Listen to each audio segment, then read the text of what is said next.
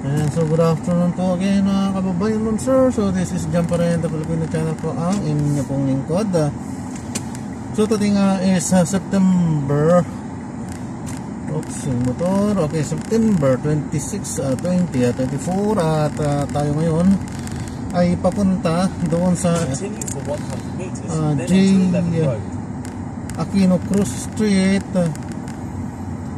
Balingasa. Aquino Street dito sa Balingasa, Balintawak, Quezon City. At dadalhin natin yan sa may Banawe Soybean Curve, Banawe Soybean Siena, Banawe Curve, Banawe Siena, Quezon City, San Francisco del Monte, sa may Quezon City po yan, sa may Banawe. Okay po, so magbabalik po tayo mamayang onte pagka nakuha na po natin sila. Disclaimer naman po, ang content po natin ay kalsada at hindi ang passenger. Kaya naman sakali man po na may marinig kayo mga pangalan po ng lugar, pangalan po ng tao, pangalan ng organization sa government or private man yan, ay wala pong kinalaman ng channel na ito at wala pong pinapatungkulan. Lahat po ng pinag-usapan dito ay dito lamang po yan sa loob at wala pong pinapatungkulan po sa labas. Okay po, so magbabalik po tayo mamayang onte po pag nakuha na po natin yung ating susunod na mission. So paalam po muna po sa mantala at magbabalik tayo mamaya.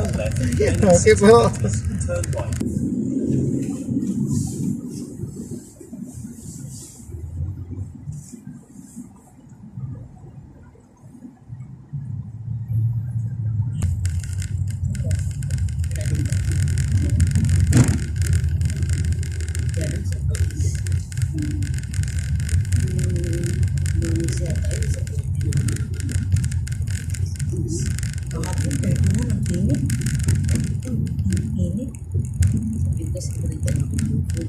Sabi ni ate Max, hindi ka nagpayong. Hindi ko alam ba nang hawakan yung payong, dalawa yung hawak ko. Sabi niya, init-init, tapos nang patuloy niya nga, 41 daw. Nakapag-sombrero ka. Nakasombrero, kasi nakasanay mong sombrero. Hindi na niya sa ano yung bakit mo yan. Sa suot ko may ganapag na rin po dun. Laki na nga yung nagpisan. Wala yata nila rin. T-shirt. Meron pa rin yung kumot nila. Maganda yung pang-bits. In 100 meters, turn right at the traffic light.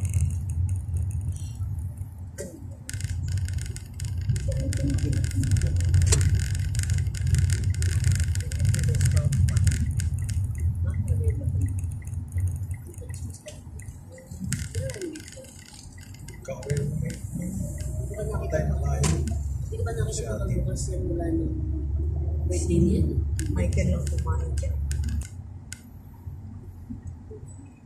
In 200 meters, turn left at the traffic light.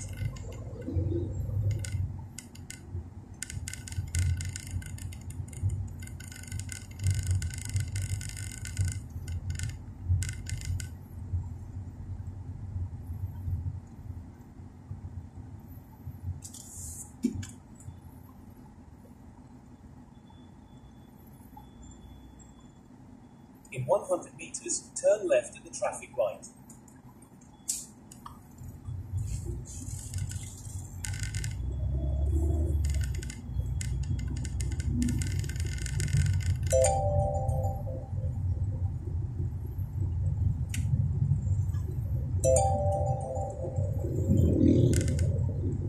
In 50 meters, turn left at the traffic light.